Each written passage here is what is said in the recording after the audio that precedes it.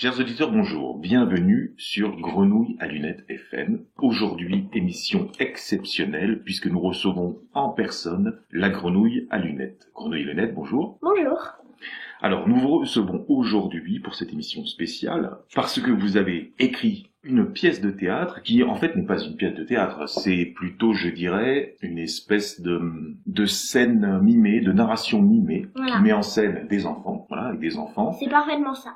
Et ça s'adresse évidemment aux parents qui regarderont cette scène. Alors, je vous présente d'abord, vous êtes la Grenouille à lunettes. Vous êtes fait remarquer déjà par le passé par une petite vidéo que vous avez postée sur je crois, c'était le thème de cette vidéo sur la dette, effectivement. Et comment ça marche aussi? Comment ça marche, la création monétaire et pourquoi est-ce que la dette augmente, etc. Voilà. Je m'en souviens, je l'avais vu, elle avait fait... Bibi et tout. Il y avait Bibi, exactement, oui, je m'en souviens, elle avait fait énormément de vues, je crois qu'il y avait presque 530 personnes qui l'avaient vue, jusqu'à ce que votre papa, le crapaud, décide de la mettre en privé, de façon à ce qu'elle ne soit accessible que par des gens de confiance. Alors, on va présenter cette pièce. Je crois qu'en préambule, lorsque vous jouez cette pièce, en préambule de la pièce de théâtre, vous commencez par poser 3 questions. La première de ces questions, c'est avant l'apparition de la monnaie, les hommes échangeaient des choses. Ouais. Puis ce qu'on appelle la révolution néolithique, c'est-à-dire depuis le jour, depuis le moment où l'homme est devenu sédentaire, c'est-à-dire il est passé de chasseur-cueilleur à agriculteur-éleveur, il a eu nécessité d'échanger des denrées, des choses qu'il produisait. Et il l'a fait sans monnaie, puisque la révolution néolithique, à ma connaissance, elle remonte à presque 15 000 ans, et l'apparition de la monnaie en différents endroits du monde est beaucoup plus récente. Hein, ça a 2700 ans à peu près. Alors, la première question que vous posez, c'est avant la monnaie, qu'est-ce qu'il y avait? Comment les gens faisaient pour échanger des choses? Alors vous nous dites, c'est ce que je vois écrit sur mon papier, vous nous dites que la plupart des gens à cette question répondent le troc. Oui. C'est-à-dire, je t'échange cet objet contre cet autre. D'ailleurs, vous répondez aussi à la question quand est apparue la monnaie, parce que les gens ne savent pas quand est-ce que la monnaie est apparue. C'est intéressant de savoir, de pouvoir dater, de pouvoir donner une période de l'histoire à laquelle... C'est vrai, ça a l'air déjà très intéressant. Oui, merci. La deuxième question à laquelle vous répondez, la deuxième question que vous posez aux auditeurs, enfin pas aux auditeurs, aux spectateurs de votre pièce, c'est qui crée La monnaie. la monnaie, c'est ça. Voilà. Les gens ne savent pas. Alors à cette question, nous avons plusieurs réponses. Les gens donnent toujours à peu près les mêmes réponses. La première question, il y en a qui disent c'est la banque, les banques centrales, c'est-à-dire les banques qui sont normalement gérées par l'État. Il y en a qui disent que c'est l'État lui-même. Enfin bon, c'est à peu près toujours les mêmes réponses. Ouais. Comme on est dans l'euro, il y en a qui pensent que c'est la banque centrale européenne. Et la troisième dernière question qui vient en préambule de votre pièce, c'est lorsque l'on fait un prêt à la banque, D'où vient l'argent? d'où vient l'argent, exactement. D'où vient l'argent avant qu'il soit sur votre compte, d'où il vient exactement, tout à fait. Enfin, c'est ça. Alors nous allons présenter votre petite pièce. Alors ça parle de quoi cette pièce? Ça parle d'un naufrage, voilà. Alors c'est l'histoire de quoi? C'est l'histoire d'enfants qui étaient sur un bateau, mais ça se termine bien ça se poursuit bien parce que les enfants sont sauvés et il y en a une dizaine à peu près d'enfants, c'est ça, hein? Et ils arrivent à monter sur des canots de sauvetage. Malheureusement ou heureusement, enfin c'est l'intérêt de la pièce, c'est que ces 2 canots de sauvetage, d'après ce que je lis, échouent sur 2 îles différentes qui portent des noms assez symboliques, assez explicites en tout cas. Le premier nom de cette île, c'est Équilibre, je crois. Et la deuxième, c'est... Et la deuxième, Banqueroute. Elle s'appelle Banqueroute. C'est tout un programme. On comprend déjà de quoi il va s'agir. Alors, ces 2 îles, décrivez-les un petit peu. Elles sont identiques. Elles toutes sont les deux. parfaitement identiques. D'accord. C'est presque des îles jumelles. Voilà. Voilà. Et qu'est-ce qu'on y trouve sur ces îles? Des arbres, Des forêts, des tas de forêts, bien sûr. avec des fruits du coup sur les arbres. Avec des fruits, il y a à manger. Est-ce qu'il y a des animaux? Oui, bien sûr. Beaucoup. Donc, on pourra même chasser ou même faire de l'élevage. Et faire de la pêche aussi. Et pêcher, bien sûr, parce qu'ils auront des bateaux. On y trouve des forêts, des plaines, donc on pourra cultiver, planter des choux, Des patates. voilà. Des carottes. Des carottes. On pourra faire donc de l'agriculture, on pourra faire de l'élevage, on pourra faire de la pêche. Étant donné qu'il y aura des forêts, etc., on pourra construire des maisons, construire des tas de choses avec du bois. Une table, des tabourets, voilà, d'accord. des chaises, une table. On commence par la première île, d'après ce que j'ai compris. On suit l'histoire de ces enfants, ce qui leur arrive, et comment est-ce qu'ils vont s'organiser sur cette île. Et alors, vous signalez en préambule que c'est pas du tout chronologique. Historiquement, ça s'est pas du tout passé comme ça. C'est-à-dire qu'à partir du moment où on est passé de l'état de chasseur-cueilleur à l'état sédentaire, on n'a pas commencé à s'organiser le travail, chacun de son côté, etc. Pas du tout. Donc là, on fait un raccourci, on fait une espèce de raccourci historique. Alors, on présente les personnages. Vous présentez les personnages, il y en a 5 sur la première île, équilibre. Alors, pour simplifier, vous les nommez par leur fonction. Il y a qui? Alors, il y a Monsieur Poisson. Monsieur Poisson. Alors lui, qu'est-ce qu'il fait, Monsieur Poisson, sans doute? Il pêche. Il pêche, voilà. Monsieur Poulet, lui, il élève des animaux pour les manger, bien sûr. Voilà, il fait des poulets, des œufs, tout ça. Monsieur Patate, c'est l'agriculteur. Alors Monsieur Monsieur Tabouret. Monsieur Tabouret. Alors lui, on s'en doute. Lui, c'est il l'artisan. fabrique des chaises et tout. Il fabrique des choses. Et Monsieur Rondin. Et Monsieur Rondin. Alors Monsieur Rondin, mais qu'est-ce qu'il fait lui, Monsieur Rondin? Monsieur Rondin, à mon avis, il doit couper du bois, celui-là. Ouais. C'est ça, vous confirmez. Alors donc, ils s'organisent tous ensemble, alors le pêcheur pêche, etc. Et puis un jour, évidemment, se pose le problème de savoir comment est-ce qu'on partage ou comment est-ce qu'on échange. Alors, ils auraient pu partager, tout mettre en commun, mais comme ça ne correspond pas à quelque chose d'actuel, de contemporain, malheureusement, on est dans un système où on échange des productions, et on essaie d'équilibrer cet échange. Et très vite, ils vont être confrontés à ça me rappelle d'ailleurs une histoire, de je crois qu'il s'appelait Louis Even, ou un truc, quelque chose comme ça. C'est un philosophe du début du XXe siècle, je crois, qui avait écrit une histoire de cet ordre, qui ressemblait un peu à ça. Alors, donc, ils vont avoir des problèmes au fur et à mesure de leur développement. Ils vont avoir des problèmes, et ils vont essayer de résoudre ces problèmes au fur et à mesure. Et c'est ce que vous développez dans la pièce. Et chaque solution qu'ils trouvent engendre un autre problème qu'ils vont résoudre ensemble. Alors c'est interactif évidemment, parce qu'on va poser des questions avec le public. Je crois qu'il faut faire participer le public même pour trouver les solutions. Bien sûr. Par exemple, vous mettez quelle est la première mise en situation? Monsieur Poisson veut des patates. Il va voir l'agriculteur, donc Monsieur Patate, voilà. Et il lui dit: je te donne un poisson et tu me donnes 1 kilo de patates. Il propose d'échanger du poisson contre des patates. Voilà. D'accord. Alors il amène des poissons, j'imagine, il vient pas les mains vides. Oui, bien sûr. D'accord.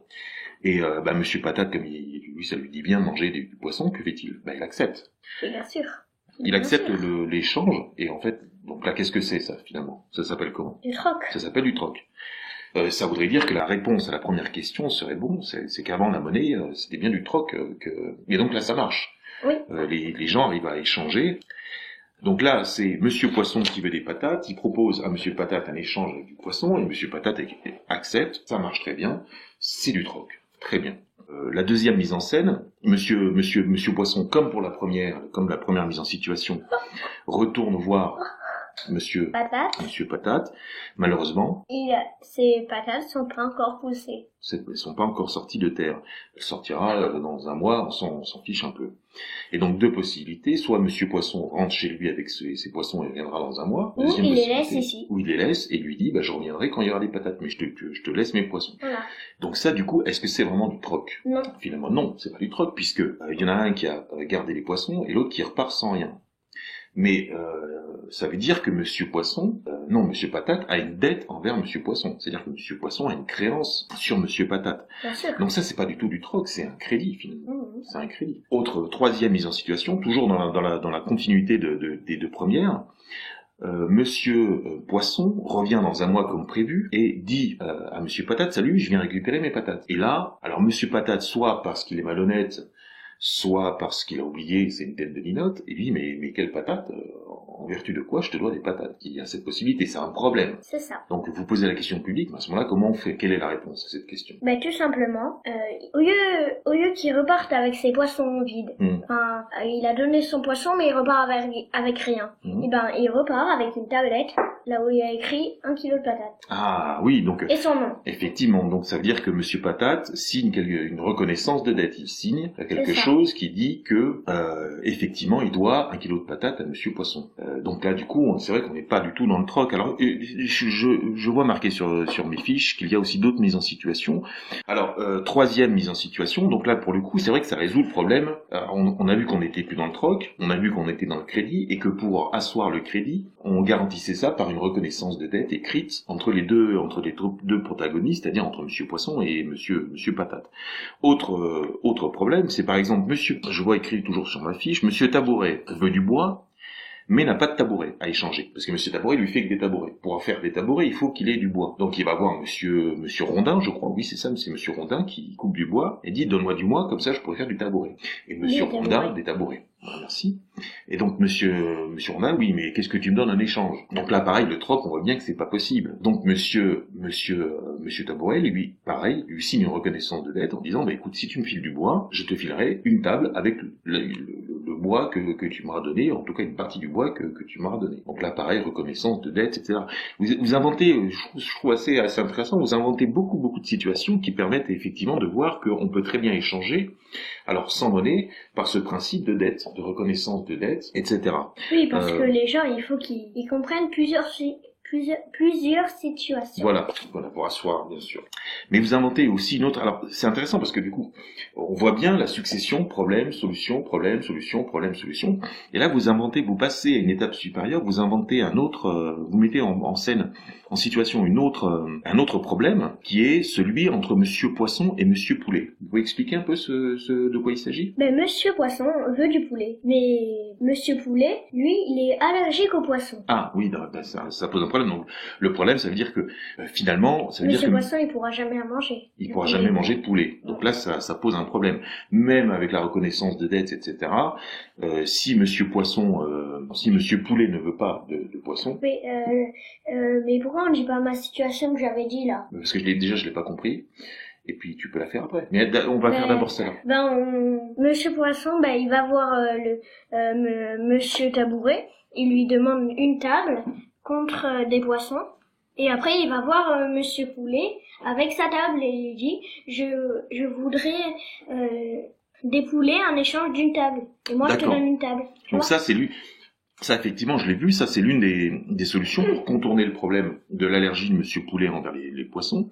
C'est que finalement, vous obligez Monsieur Poisson à se procurer autre chose pour venir l'échanger avec Monsieur Poulet. Quelque chose dont il a envie. Alors, en l'occurrence, une table, ça peut être autre chose, hein, ça peut être des patates. Mais c'est pas très pratique, finalement. On se rend compte au bout d'un moment que c'est pas très pratique parce que Monsieur Poisson qui veut manger du poulet. Par exemple, s'il veut Monsieur Poisson, qui veut, par exemple, il veut plein de poulets, il faudra mettre, par exemple, 2 tables. Et ça sera pas facile à transporter. Oui, enfin, d'un autre côté, je vois pas tellement pourquoi est-ce qu'il voudrait plein de poulets. Pour les manger. Oui. C'est bon, les poulets. Oui, d'accord. Ah oui, surtout quand tu les fais. D'accord. Merci Grenouille et Lunettes. Comment? Mais on a vu que c'était pas très pratique. Donc quelle autre solution on met en place? Je vous rappelle que Monsieur Poisson a en sa possession une tablette de Monsieur Patate. Alors expliquez du coup la solution que vous avez trouvée. Donc, comme il a une tablette de Monsieur Patate, il va aller voir Monsieur Patate. Non, il va aller voir Monsieur Poulet. Monsieur Poisson a une tablette qui vaut 1 kilo de patates. D'accord. Il veut échanger. Alors moi ce que j'ai compris, hein, vous allez me dire si j'ai tort ou raison, Madame Grenouille et Lunettes, Monsieur Poisson veut manger du poulet. Monsieur Poulet n'aime pas le poisson. Donc, est-ce que ça veut dire que Monsieur Poisson ne mangera jamais de poulet? Non, vous trouvez une première solution avec le public, oui, je l'ai vu dans la scène, mais c'est pas une solution très pratique, dans le sens où elle consiste dans le fait d'obliger Monsieur Poisson à acquérir autre chose auprès de quelqu'un, table, autre chose, peu importe, quelque chose qui va pouvoir échanger avec Monsieur Poisson. Donc là, c'est un peu avec Monsieur Poulet. Donc là, c'est un peu une sorte de retour au troc, alors qu'il y a plus simple. Au bout d'un moment, ce que vous dites, là où vous amenez le public à réfléchir, la solution que vous amenez, c'est que, rappelons-nous que Monsieur Poisson a en sa possession une tablette qui vaut des patates. Et donc, qu'est-ce qu'il fait? Il propose à Monsieur Poulet de donner sa tablette de patates en échange de poulet. Voilà. Tout simplement. Mais quel est le problème? Là, il y a un problème que vous avez mis en avant aussi dans cette solution-là. C'est que peut-être que Monsieur Poulet, lui qui n'est pas au courant, lui il a signé une tablette, il l'a donné à Monsieur Poisson, il voit arriver Monsieur Poulet. Mais dans ce cas, attends, je vais retourner vraiment en arrière. D'accord.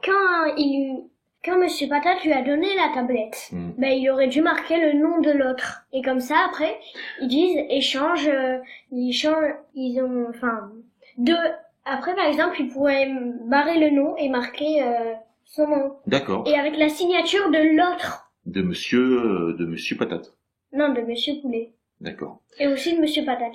En fait, il y a plus simple finalement. C'est ce que vous dites à la fin de cette petite séance cette petite succession de mise en situation.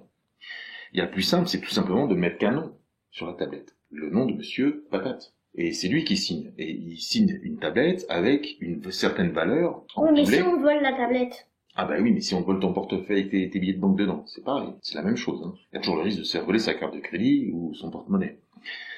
Donc ça veut dire que ce serait finalement une reconnaissance de dette, mais qui soit à la charge de l'émetteur, mais qui soit au porteur finalement. Voilà, c'est une reconnaissance de dette au porteur.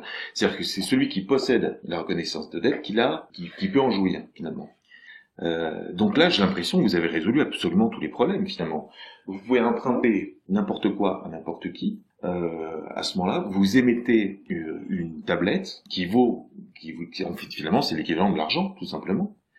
C'est de l'argent qui est émise, alors qui est pas émise par quelqu'un qui a le pouvoir d'émettre de l'argent, mais qui est émise par n'importe qui crée quelque chose finalement. Par exemple, Monsieur Poulet crée des poulets, il peut se voir crédité de quelque chose qu'on lui emprunte. Alors il y a quand même un petit problème, c'est qu'il faudra quand même réguler ça, c'est parce que à ce moment-là, dans ce système-là, n'importe qui peut emprunter autant qu'il veut et peut-être à la fin ne jamais rembourser. Mais grosso modo, si on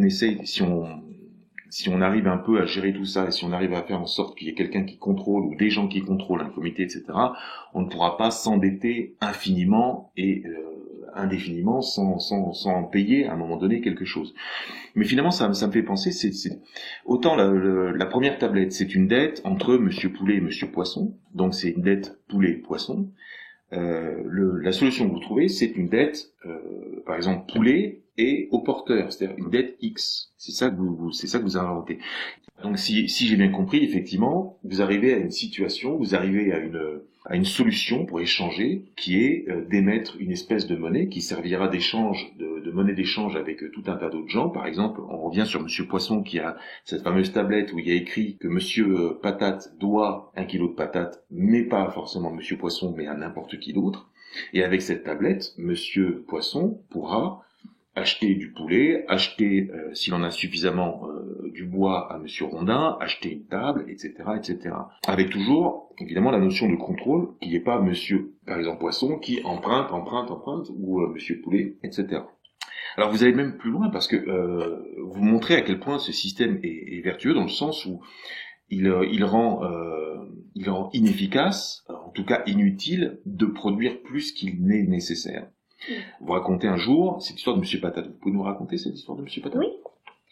Un jour, Monsieur Patate veut faire 10 fois plus de patates. D'ailleurs, c'est devenu Monsieur Patraque. Monsieur Patraque, exactement. Il voulait devenir riche, peut-être, on ne sait pas ce qui lui a pris, donc il a coupé les arbres dans son jardin pour planter 10 fois plus de patates. Il s'est rendu compte de quoi ? Que ça marchait pas. Ça marchait pas, ça servait à rien. Elle pourrissait, pourquoi ? Parce que les gens les mangeaient pas plus que d'habitude. Ouais, ils mangeaient pas plus de patates qu'ils n'en mangeaient d'habitude. Donc ça servait à rien de surproduire. Il suffisait de produire uniquement ce qu'il est nécessaire, ce que les gens avaient besoin. Donc ça, c'est ce qui se passe sur la première île. Donc c'est vrai que c'est assez intéressant parce qu'on voit que on peut très bien vivre, échanger, trouver un système d'échange. Tout à fait, c'est pour ça qu'on a fait cette scène. C'est pour être intéressant et que les gens comprennent surtout. Voilà. La vie suit son cours. Alors vous racontez, il y a plein de situations, de mise en situation. La vie suit son cours. Les villageois toutes les semaines se réunissent autour d'un grand arbre qui s'appelle l'arbre sacré, un grand arbre extraordinaire. L'arbre sacré, voilà, ils font des fêtes, ils se réunissent, il y a du partage, etc. Même si c'est un système mercantile, un système d'échange, etc. Les gens sont quand même, voilà, ils vivent heureux. Ils produisent pas plus qu'il n'est nécessaire. Ils produisent dont ils ont besoin. Ils échangent. Ils s'endettent, ils remboursent leurs dettes au fur et à mesure. Et puis un jour, vous racontez qu'ils décident d'aller voir l'autre île, leurs copains. Pour voir qu'est-ce que ça se passe là. Comment ça se passe et de prendre des nouvelles, parce que c'est leurs copains. C'est leurs copains. Ils ont été séparés par les courants. Les autres ont échoué sur l'autre île. Ça doit faire déjà plein de mois, donc ils sont très ravis. Ils seront très ravis. Et donc ils se réunissent sous l'arbre, et puis un jour ils se posent la question, effectivement, comme vous le disiez. Mais qui va aller là-bas ? Du coup ils décident tous ensemble de demander à Monsieur Poisson d'aller voir sur l'île. Et c'est ce que fait Monsieur Poisson. Monsieur Poisson se rend sur l'île et là, il revient complètement effaré, c'est ce que vous racontez, et il raconte aux autres ce qu'il a vu. Et alors, ce qu'il a vu, c'est absolument incroyable. Il y a une ambiance absolument délétère. Impossible à vivre. Impossible à vivre. Tout simplement parce que des gens travaillent. Ils voient des gens qui travaillent. Alors ils font que travailler. Que travailler. Ils demandent des nouvelles de son homologue pêcheur, oui. Comme avait fait Monsieur Patate. Monsieur Patate, qu'est-ce qu'il avait fait? Il avait planté beaucoup de patates et tout. Oui, c'était pareil. Comme avait voulu faire Monsieur Patate, oui, effectivement. Enfin, Monsieur Patraque. Sur l'île, là, du coup, il y a que des Monsieur Patraque partout. Hein. Monsieur Poisson, c'est plus Monsieur Poisson, c'est Monsieur Poison. Monsieur Patate, c'est plus Monsieur Patate, c'est Monsieur Patraque. Voilà. Bref. Alors, et donc, il cherche à avoir Monsieur Poison. Hein, alors, du coup, on va changer les noms, on va l'appeler Monsieur Poison. Il demande à quelqu'un, il l'arrête dans son travail, dans son élan, et il lui demande Monsieur Poisson, oui, enfin Monsieur Poison, où est-il? Il est parti tôt ce matin à l'aube. Ah bon, comment ça se fait qu'il est pas revenu? Il est midi. Ah, mais il revient que le soir quand il fait nuit. Il pêche toute la journée. Mais à quoi ça sert? Moi, je pêche que 2 heures par jour. Elle dit, il faut bien produire. Il faut produire. Ah, il comprend rien du tout. Il sait même pas ce que ça veut dire. Il comprend et pas. Monsieur Poisson, il est très étonné que Monsieur Poison, il passe toute sa journée à pêcher. Il se rend compte qu'il y a des champs de patates absolument partout. Il se rend compte qu'ils ont rasé quasiment toutes les forêts pour planter des patates. Il s'assoit sur un tabouret tellement il est ahuri. Le tabouret casse sous ses fesses. On lui explique que effectivement, c'est un tabouret. Les tabourets sur cette île tiennent pas longtemps parce que s'ils tenaient longtemps, celui qui fabrique des tabourets n'en vendrait plus. Donc celui qui fabrique des tabourets, justement, on lui explique qu'il fabrique des tabourets qui cassent très très vite. Comme ça, une fois qu'ils sont cassés, on peut en racheter. On est obligé d'en racheter. À part certains tabourets fabriqués dans l'arbre sacré. Et là, il se rend compte, oui, ils ont coupé l'arbre sacré. Alors là, il est vraiment très étonné. Parce que même dans mon histoire, je sais pas si je l'avais raconté, mais il est très très choqué. Il a jamais été autant choqué. Aussi choqué. Oui, c'est pas étonnant. C'est l'arbre sacré. C'est l'arbre sacré, justement, qui donne des fruits, etc. Et celui qui fabrique des tabourets, Monsieur Taboulet, il l'a coupé pour avoir une justification du fait que les tabourets faits dans ce bois-là sont plus solides que les autres. Alors que lui, sur son île Équilibre, ils sont fabriqués avec du bois lambda et ils cassent pas, ceux-là. Il voit même, alors des panneaux, il a jamais vu ça de sa vie, des panneaux, comment on appelle ça? Des panneaux de publicité. De publicité, voilà, où il y a marqué, mangez du poisson, mangez des patates, mangez ceci, mangez cela, enfin, etc. C'est bon le poisson pour votre santé. Les produits laitiers, des sensations pures. Donc il revient raconter tout ça sur l'île et les autres sont effarés. Alors je me demande pas ce que ça veut dire effaré. Étonné. Effaré, ça veut dire étonné. Étonné, mais avec de la peur. Donc Monsieur Poisson retourne effectivement sur l'île. Et c'est là qu'on va parler de Bibi. Donc il arrive à trouver le pêcheur, lui dit écoute, je vais pêcher avec toi pendant qu'on pêchera tous les deux sur ton bateau. Tu me racontes tout ce qui se passe. Et alors le pêcheur répond aux questions. Il répond aux questions de Bibi, il raconte, et on se rend compte au fur et à mesure du récit. C'est un peu la vidéo que vous avez faite. Là, oui, c'est ça. Cette partie-là, c'est la vidéo que vous avez faite, qui a fait, je le rappelle, 530 vues. Bonjour. Aujourd'hui, je vais vous expliquer ce qu'est la dette et surtout comment ça marche. Ça marche pas du tout même. Et je crois une 30aine de pouces bleus sur la page Facebook, YouTube, voilà, pouces non bleu, je crois, ils sont bleus. Et donc il raconte, et là on se rend compte que au fur et à mesure du récit que ils ont sur l'île Banqueroute, ils ont été confrontés au même problème, c'est-à-dire le problème d'échange. Sauf qu'il y a une différence, il y a un personnage dont on n'a pas parlé, qui s'appelle Bibi, voilà. Donc ils sont réunis comme sur l'autre île, ils sont réunis pour savoir comment est-ce qu'on allait trouver, quelle solution nous allions trouver pour échanger. Et c'est là que Bibi, un personnage dont on n'a pas entendu parler jusqu'à présent, qui était bien caché dans son petit coin, vous pouvez nous parler un peu de Bibi? Qu'est-ce qu'il faisait au début, Bibi? Bibi, lui, il ramassait des coquillages. Il disait rien. Alors lui, il pêchait pas, il disait rien. Il ramassait des coquillages, et avec ces coquillages, il faisait des petites rondelles, si j'ai bien compris, des colliers. Voilà. C'est ça. Puis quand il avait besoin de quelque chose, il allait échanger des colliers, des petits machins qui fabriquaient. Et donc, à ce moment-là, lorsque le premier problème d'échange se pose, Monsieur Bibi prend la parole, et qu'est-ce qu'il dit alors là, Monsieur Bibi? Qu'est-ce qu'il propose? De leur donner des rondelles de coquillages. des rondelles de coquillage.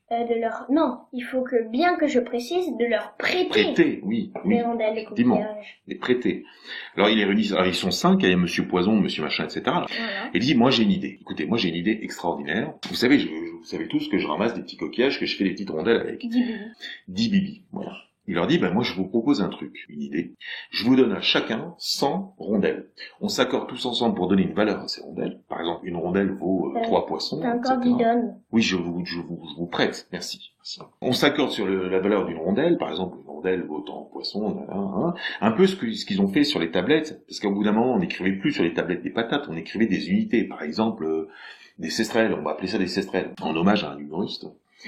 Je vous donne à chacun 100 sestrelles et on s'accorde sur les valeurs d'une sestrelle, par exemple le poisson, etc., etc. Alors au début ils sont très contents parce que ça fonctionne. Effectivement, Monsieur Poisson a 100 sestrelles, Monsieur Poulet a 100 sestrelles. Allez-y, voyez. Mais il y a les intérêts. Mais il y a les intérêts, c'est vrai, c'est vrai. Alors il précise bien, il le dit, Monsieur Bibi. Je vous donne à chacun 100 sestrelles, donc ça fait 500 sestrelles. Mais vous m'en rendrez 110. C'est ça qu'il leur dit. Forcément, il faut qu'il justifie ça parce que par le travail que c'est de fabriquer des rondelles et aussi parce qu'il faut bien qu'il gagne sa vie. Et donc au début ils sont très contents. Donc c'est 500 sestrelles puisqu'ils donnent 100 sestrelles à chacun. Je rappelle qu'il y a Monsieur Poisson, Monsieur Poulet, Monsieur Patate, Monsieur Tabouret, Monsieur Rondin. Ça fait 100 sestrelles chacun, ils sont 5, donc ça fait 500 sestrelles. Que représentent ces 500 sestrelles finalement? Ça représente ce qu'on appelle la masse monétaire. La masse monétaire. Donc au début ils s'échangent, chacun échange des trucs, etc. Tout va bien. Dans un premier temps, tout va bien. Le premier mois, chacun rembourse 10 sestrelles. Donc ça veut dire qu'on enlève 10 sestrelles à chacun. Il reste plus que 450 sestrelles dans la masse monétaire. Le deuxième mois, il reste 400 sestrelles. Le troisième mois, il reste évidemment 400 moins 50. 350. 350. Le quatrième mois, 300, etc. Et là, ils se rendent compte que ça commence à être tendu. Alors qu'au tout début, ils étaient contents parce qu'ils pouvaient échanger autant qu'ils voulaient, etc. Là, ils commencent à se dire, merde, il va falloir que je rembourse la totalité de ce que j'ai emprunté. Mais en plus de ça, il va falloir que je rembourse 10 en plus. Donc ils commencent à un petit peu moins acheter à l'autre, à essayer de vendre un peu plus, pour gagner plus de rondelles, plus de sestrelles. Ça veut dire qu'on est passé dans un système d'échange équitable, où chacun prend chez l'autre ce dont il a besoin et pas plus, à une volonté de produire plus, de vendre plus, pour s'accaparer le plus de rondelles. Et donc c'est vrai que, ils n'entendent pas le 10e mois pour se rendre compte qu'ils ont tous 50 rondelles ou 50 sestrelles de dette et qu'ils ont plus de monnaie. Ils se rendent compte que ça marche pas du tout leur truc. Et donc ils vont voir Monsieur Bibi. Et qu'est-ce que leur répond Monsieur Bibi? C'est ça qui est incroyable. Il leur répond, si vous voulez, je vous reprête 100 sestrelles.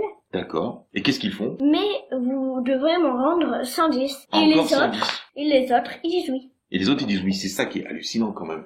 C'est ça qui est complètement hallucinant. Ils devraient dire non là, je sais pas, ou tabasser Bibi. Tabasser Bibi, voire même le tabasser, oui. Alors, donc ça relance un peu l'économie, effectivement, puisque ils se retrouvent avec à nouveau des sestrelles, mais avec une dette qui est cette fois-ci non plus de 50, mais de 100, puisqu'ils ont encore 10 chacun d'intérêt. Et ça continue comme ça. Et du coup, ils deviennent complètement fous. Ils se battent tous, c'est la guerre de tous contre tous. Ils se battent tous pour avoir le plus de rondelles possible, le plus de sestrelles. Le pêcheur qui lui a employé un petit gars qui était là, où du coup il essaie de payer le moins possible, il essaie de produire le plus possible. Le monsieur patate, il essaie de produire le plus de patates possible, d'obliger tout le monde à manger. Enfin, ça devient complètement dingue cette histoire. Et ça poursuit, c'est au bout de la 3e, 4e année, finalement, ils se retrouvent avec une dette gigantesque qui ne fait que grandir. Ils ont ruiné leur île, c'est même plus vivable, ils ont pollué, ils ont déraciné. Il y a que des panneaux, il y a que des panneaux. Voilà, et il y a même pas une chaise qui tient debout parce que c'est ce qu'on appelle ça l'obsolescence programmée. Comme les ampoules. Exactement, comme les ampoules, tout à fait. On a limité à 10 000 heures, je crois, un truc comme ça, voilà. Ou des pantalons. À l'arrivée, ou des pantalons. Un gros trou, exactement, oui, un gros trou énorme sur votre genou, mais ça, c'est peut-être parce que vous faites aussi la grenouille un peu trop souvent.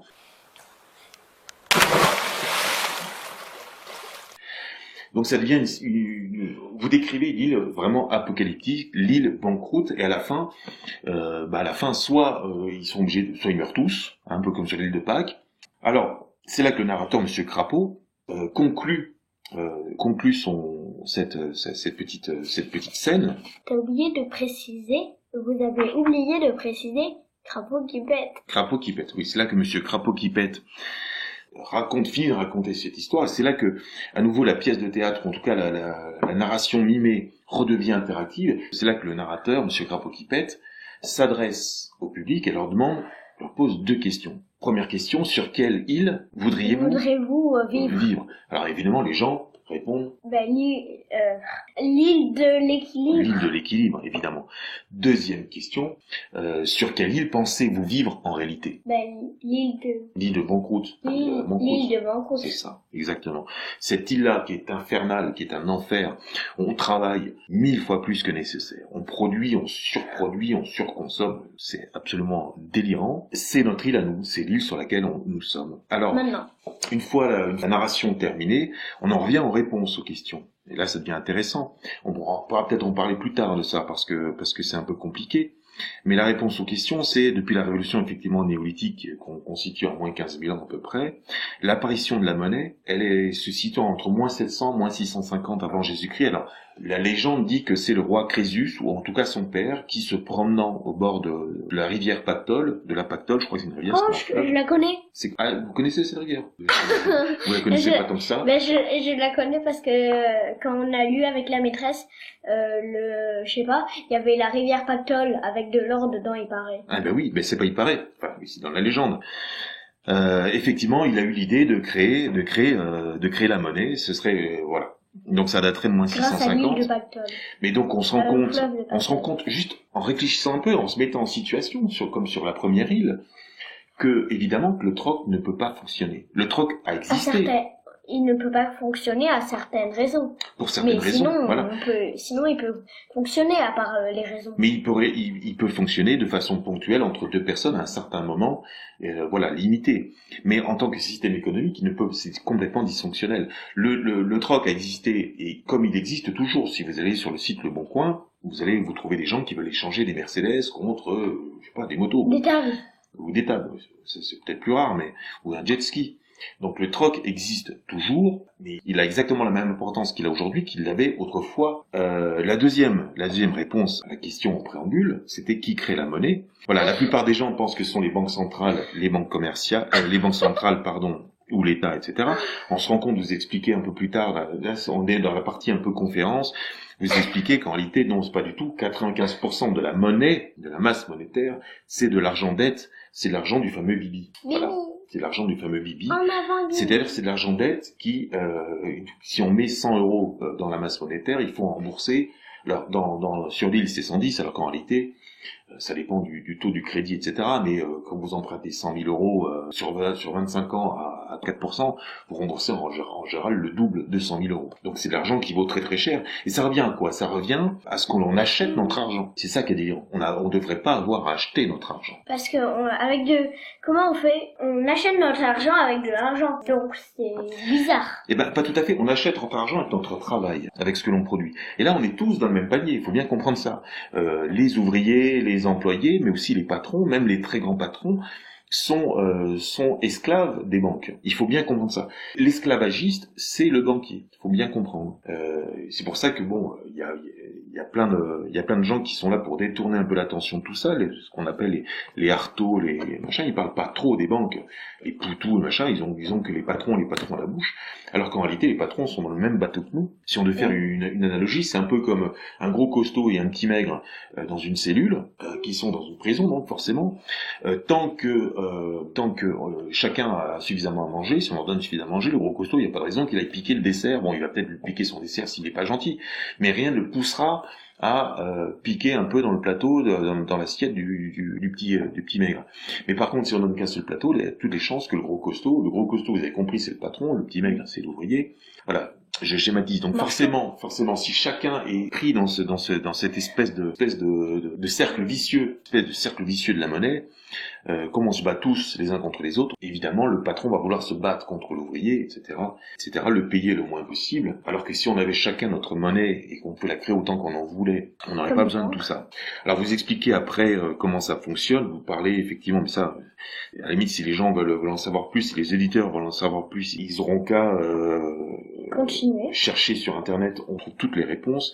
Le problème de monnaie secondaire scripturale, le problème de monnaie centrale scripturale ou corporelle, la quantité et la part de chacun, comment est-ce qu'ils fabriquent, comment est-ce que les banques fabriquent. Alors oui, la troisième réponse à la troisième question en préambule, c'était comment les banques fabriquent de l'argent. Et ben par le crédit tout simplement. Allez, on vous parlait de bilan comptable, de l'actif, le passif, etc. Donc ça, on va pas parler de ça tout de suite. Alors la conclusion de notre émission. En conclusion, sur l'île de l'équilibre, on a commencé par créer une monnaie qui était une dette de Pierre envers Paul, par exemple, une monnaie Pierre-Paul, et on en est arrivé à une monnaie Pierre-X, une monnaie une dette ou une créance, ça dépend dans quel sens on prend le truc, et qui appartient à celui qui porte cette dette, qui possède la tablette. On a pris les tablettes, évidemment, en référence aux tablettes sumériennes qu'on a retrouvées il y a une petite centaine d'années maintenant. Et vous racontez aussi cette histoire d'or, et effectivement, je trouve ça intéressant, cette histoire d'or, c'est la création de cette monnaie, parce que fait Bibi, en fait? Qu'est-ce que c'est que la monnaie? Voilà. Mais cette monnaie, ces coquillages. Finalement, ça reste une monnaie également, comme les tablettes sont une monnaie, ça reste une monnaie, mais une monnaie XY. C'est une monnaie que lui seul peut produire. Il peut en produire autant qu'il en veut et qu'il vend aux autres. Et une monnaie donc qui coûte très cher. C'est une monnaie, c'est pas une monnaie Pierre. Donc on achète X. La monnaie. On achète une monnaie. C'est une monnaie XY que lui seul peut produire. Il faut bien comprendre que celui qui crée la monnaie, c'est celui qui a le pouvoir absolu. C'est lui qui a le pouvoir. Voilà. Écoutez, je pense qu'on peut conclure et qu'on peut arrêter l'émission ici. Madame la grenouille à lunettes, vous êtes venue avec vos lunettes encore. Oui, votre cri de guerre que l'on connaît très bien. Je vous remercie, c'est surtout moi qui ai parlé, je m'en rends compte parce que je sais que c'est pas facile. C'est votre première émission de radio? Oui. Oui, parce que si vous faites oui avec la tête, comme c'est une émission de radio, forcément les gens vont pas le voir. Alors ça vous a plu cette émission de radio? Est-ce que vous reviendrez nous parler, nous raconter d'autres choses? Oui, si j'en sais plus, oui. Si vous en savez plus, d'accord. Comment vous êtes-vous intéressé à ces questions-là? Comment c'est? C'est curieux quand même. C'est vrai que c'est assez étonnant. Donc Madame la grenouille lunette, je vous remercie d'être venue. Merci. Et à une prochaine fois. Au revoir, mesdames et messieurs. Bien, merci à tous de votre écoute. Ou si seulement ça vous a rendu curieux. Sur cette même chaîne, il y a plein de vidéos qui parlent de ça. Notamment une vidéo de Gabriel Rabhi qui est extraordinaire, que je vous conseille. Il y a aussi la chaîne de Gérard Fouché, qui est vraiment extraordinaire aussi. Il y a bien sûr Étienne Chouard, il y a le documentaire La Dette, qui en parle aussi. Et si vous avez compris, surtout, essayez d'expliquer à d'autres qui n'ont pas compris. Ah oui, bon conseil. Merci à tous, ciao, bisous. Before the Great Recession, I built luxury apartments, schools and fire stations and some government departments. I didn't have a penny, but the banks were more than willing to throw me over the counter in excess of 80 million. Mush-a-ring-dum-a-doo-dum-a-da. Whack fall the daddy-o. See how the money grows, there's whiskey in the jar. I lay in bed till lunchtime cause the work was subcontracted. Then me and the bank manager socialised and interacted. They'd give me all this money and they told me not to worry. And about the hour of payment, sure there wasn't any hurry. Mush-a-ring-dum-a-doo-dum-a-da. Whack fall the daddy-o. See how the money grows, there's whiskey in the jar. I splashed out piles of euros, paying Poles and Lithuanians, Slovakians and Slovenians, and some Turks and some Romanians. And with the millions that were left, I bought a helicopter. And like the government high flyer, sure the bloody door fell off for mush-a-ring-dum-a-doo-dum-a-da. Whack fall the daddy-o. See how the money grows, there's whiskey in the jar. I bought a multi-story in the south part of Croatia. Invested then in factories in Europe and in Asia. Had a 14-bedroom villa in the fair Canary Islands. Went on exotic cruises to Malaysia and to Thailand. Mush-a-ring-dum-a-doo-dum-a-da. Whack fall the daddy-o. See how the money grows, there's whiskey in the jar.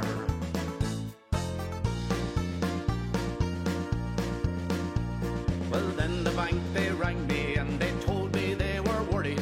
Could I ever pay the money back? 'Twould be better if I hurried.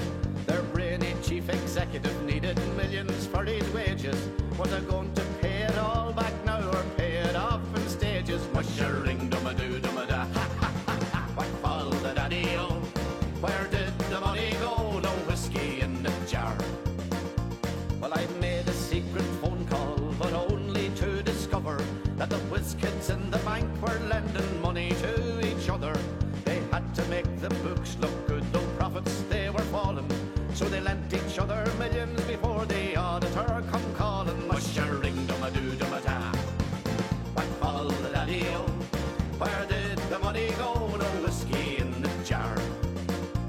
Now me and our TD are both out here in Lanzarote. The fittings are gold-plated and the floors are terracotta. We're sitting reminiscing about the Great Depression, and we'll celebrate out here tonight with a good recession session. Mushering dum-a-doo dum-a-da, what fall the daddy-o? See how the money grows, still whiskey